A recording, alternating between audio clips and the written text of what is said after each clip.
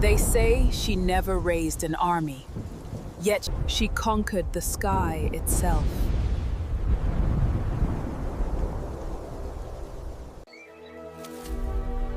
This is the story of Modjadji, the woman whose tears could end a drought and whose silence could calm a storm. In a land of rolling hills and deep forests, there lived a young woman named Modjadji. People said she could whisper to the clouds and make the wind listen.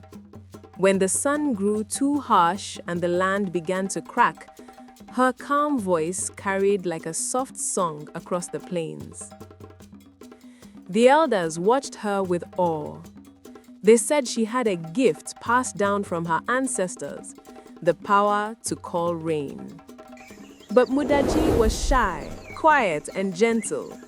She never sought fame, only peace for her people. One night, lightning flashed across the sky as if answering her heart. From that night on, everyone knew the Rain Queen had been born. Far to the south, the Balobedu people lived among green valleys where streams once flowed freely. But a terrible drought had struck the land. Rivers dried, crops failed, and children cried from thirst. The chiefs and priests tried everything, but the skies stayed empty. When word spread that a young woman could speak to clouds, the people sent messengers to find her. They walked for days until they reached Modjadji's village. When she came out to meet them, a gentle wind blew and the air changed, cool and soft. The messengers bowed. "Our land is dying," they said. "If the stories are true, come with us, Rainmaker. Our people need you." Modjadji agreed to go, not because she wanted power, but because she couldn't ignore the cries of the land.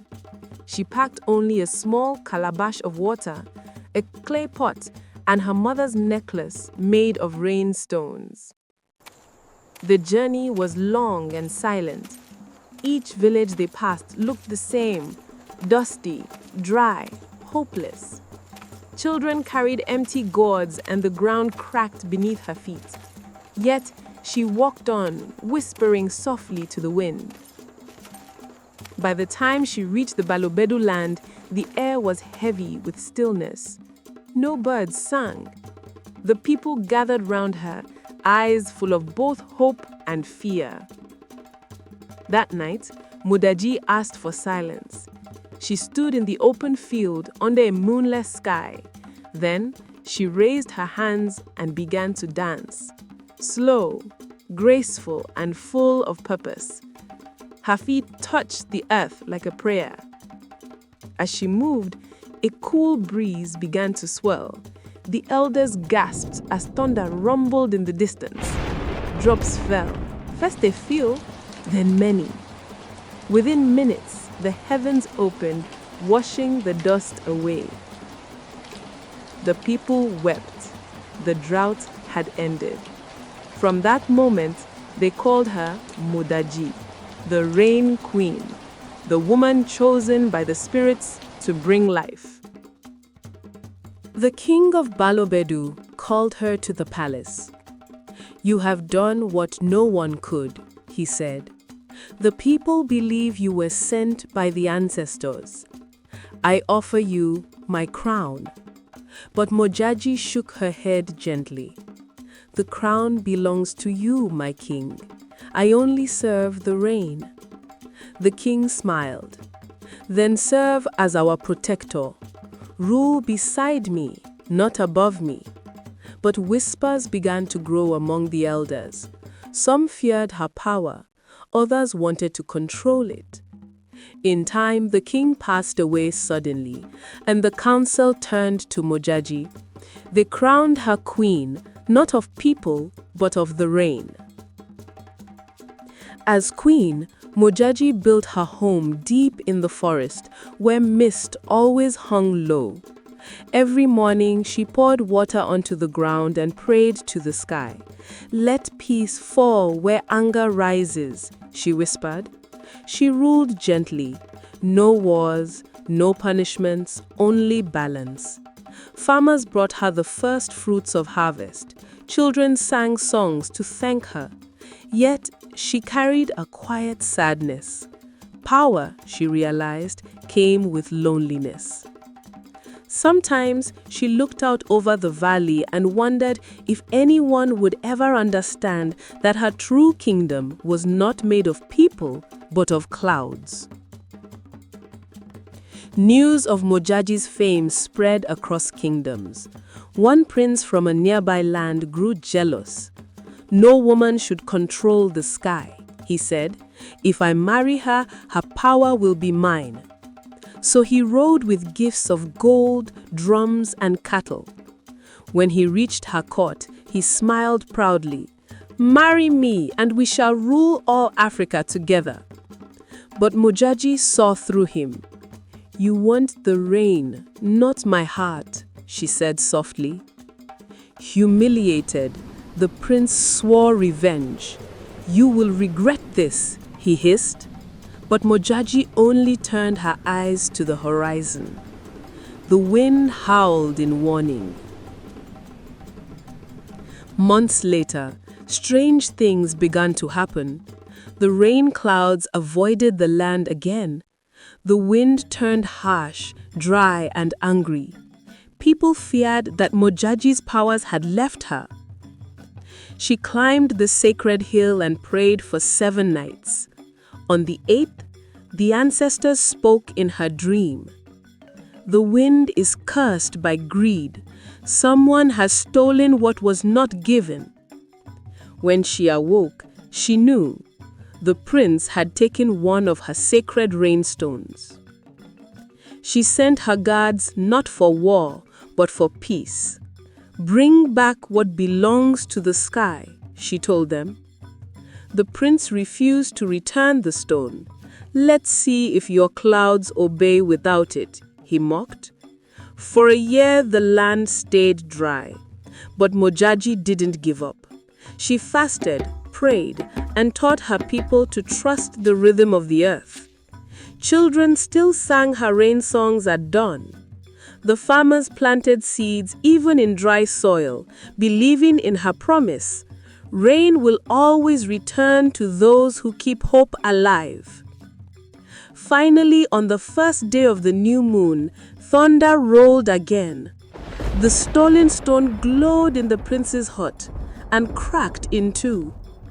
The ground trembled as dark clouds gathered over the horizon. The prince's men ran for cover as rain poured over his kingdom, flooding his fields. He rushed to Modjadji's palace, soaked and trembling. He fell to his knees. "Forgive me," he said. "Take the stone back." Modjadji lifted him up and smiled. "It was never mine. It belongs to the earth. Let us both learn from the sky. It gives freely." That day, the rain washed away all bitterness. Even the trees seemed to bow in gratitude. Years passed. Modjadji grew older but wiser.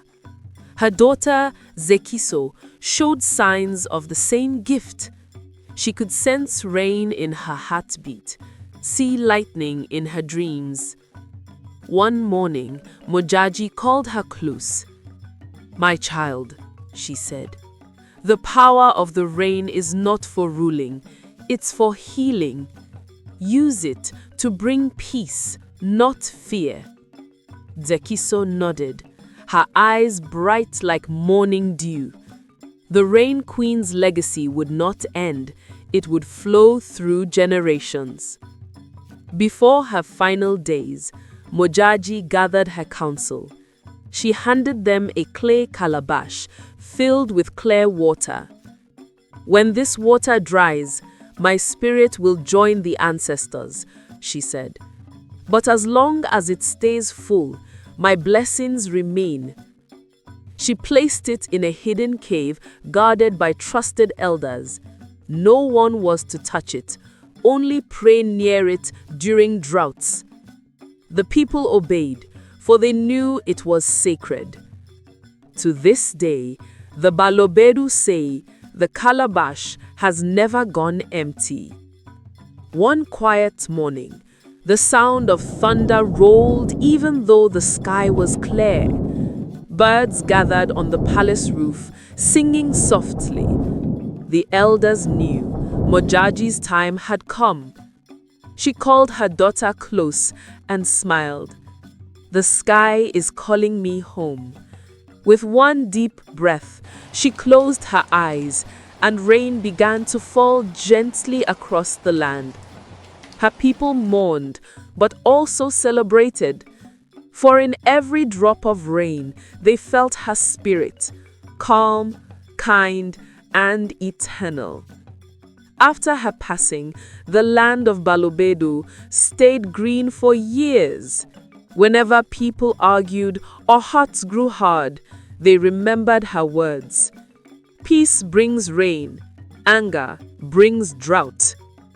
Children still danced when thunder rumbled, shouting, "The Rain Queen is near." Farmers poured water on the ground before planting, honoring her memory. The name Modjadji became more than a title. It became a blessing, a reminder that power should always serve love. Generations have passed, but the tradition of the Rain Queens continues. Each new queen carries the spirit of Modjadji, leading with wisdom and grace. Even today, the Balobedu people honor her lineage, believing she watches over them whenever the clouds gather. Tourists and scholars come from far and wide, amazed by this ancient tradition that still breathes. But to her people, she is not just history, she is hope. And when the first raindrops fall on thirsty soil, they whisper softly, "The Rain Queen has returned."